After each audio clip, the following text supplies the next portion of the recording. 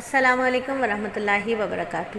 5 محرم الحرام اور صرف 5 منٹ کا مدرسہ بات کریں گے غیب پر ایمان کی۔ قرآن کریم فرماتا ہے کہ سورہ بقرہ آیت نمبر 3 کے شروع میں اللہ تعالیٰ نے جب اپنے متقی بندوں کی تعریف فرمائی تو غیب کی چیزوں کو بغیر دیکھے صرف اللہ اور اس کے رسول کے ارشادات پر یقین کر کے دل سے ماننا۔ غیب سے مراد کیا ہے کہ وہ چیزیں جو آنکھ سے دکھائی نہیں دیتی، نہ آنکھ سے دکھائی دیتی ہیں، نہ ہاتھ سے چھو کر، نہ ناک سے سونگھ کر انہیں محسوس کیا جا سکتا ہے، بلکہ وہ صرف اور صرف اللہ تعالیٰ کی وحی کے ذریعے معلوم ہوئی۔ یا تو قرآن کریم میں ان کا ذکر ہے یا نبی صلی اللہ علیہ وآلہ وسلم نے وحی کے ذریعے وہ باتیں ہمیں بتائی ہیں۔ یعنی اللہ تعالیٰ کی ذات، جنت دوزخ کے حالات، فرشتے وغیرہ، یہ ہم نے اللہ تعالیٰ کے نبی کی زبان مبارک سے سنے ہیں یا قرآن میں لکھے ہوئے پڑھے ہیں جو کہ اللہ تعالیٰ کے نبی نے ہمیں بتائے۔ دنیا چونکہ امتحان کی جگہ ہے، اس لیے اگر یہ چیزیں آنکھوں سے نظر آ جاتی ہیں اور پھر کوئی شخص ان پر ایمان لاتا تو کوئی امتحان نہ ہوتا۔ اللہ تعالیٰ نے ان چیزوں کو انسان کی نگاہ سے پوشیدہ رکھا ہے، لیکن اس کے باوجود ان کے وجود کے بے شمار دلائل مہیا فرما دیے۔ کوئی شخص ذرا انصاف سے غور کرے گا نا تو ان باتوں پر ایمان لے آئے گا اور امتحان میں کامیاب ہوگا۔ ہمیں چاہیے کہ ہم اپنے گھر میں روزانہ تمام افراد کے ساتھ مل کر ایمانی تذکرے کریں۔ یہ کرنا بہت ضروری ہے کیونکہ فتنہ دجال کے دور سے ہم جی رہے ہیں۔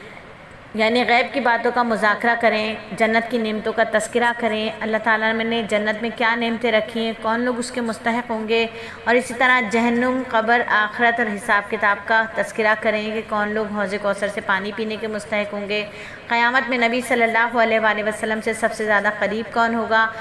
یہ تمام چیزیں کیا کریں گی؟ یہ چیزیں ہمارے ایمان میں اضافہ کریں گی۔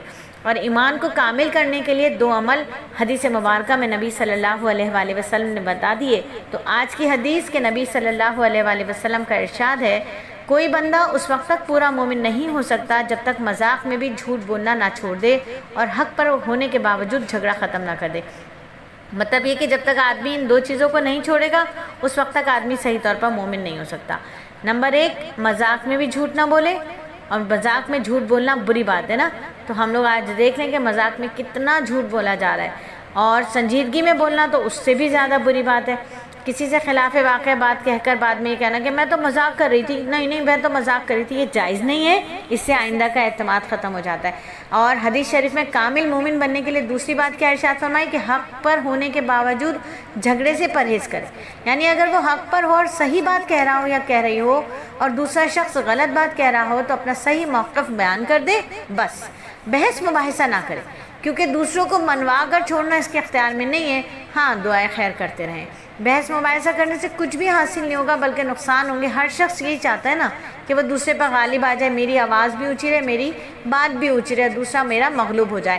ایسا یہ فالتو سلسلہ ہے جو جاری ہو جاتا ہے، وقت برباد ہوتا ہے، فضول میں دماغ کی توانائی ضائع ہو جاتی ہے اور جھگڑے سے بار بار لڑنے کی عادت کی بنیاد پڑ جاتی ہے۔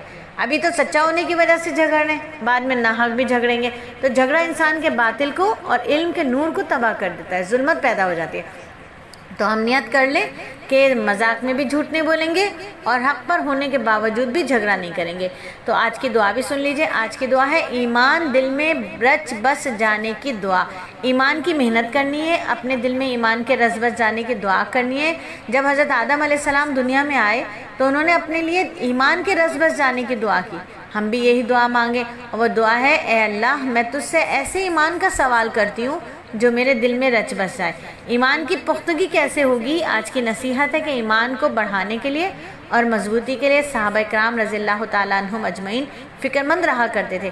حضرت عبداللہ بن رواحہ، حضرت عمر فاروق، معاذ بن جبل رضی اللہ تعالیٰ عنہم کے بارے میں آتا ہے کہ وہ ایمانی مجالس قائم کرتے اور بعض اوقات اپنے ساتھیوں کا ہاتھ پکڑ کر کہتے کہ چلو تھوڑی دیر بیٹھ کر ایمانی تذکرے کریں، اللہ تعالیٰ کی قدرت اور کبریائی کا بیان کریں۔ یہ تھی ایمان کی قدر اور اہمیت۔ فکر ہمیں چاہیے کہ ایمان کی پختگی اور حفاظت کے لیے یہ بول بولیں۔ کون سے بول؟ سب کچھ اللہ سے ہوتا ہے، اللہ کے غیر سے، اللہ کے حکم کے بغیر کچھ بھی نہیں ہوتا۔ اللہ بہت بڑے ہیں، ساری کائنات کو بنانے والے صرف اللہ ہیں۔ تو آج کا سوال بھی سن لیجئے، غیب پر ایمان لانے سے کیا مراد ہے؟ کامل ایمان کے لیے کیا 2 عمل بتائے، اور ایمان کی پختگی اور حفاظت کیسے ہوگی، اور اس کے لیے ہمیں کیا دعا کرنی چاہیے۔ الحمدللہ 5 منٹ کا مدرسہ صرف اور صرف 4 منٹ 48 سیکنڈ میں مکمل ہوا۔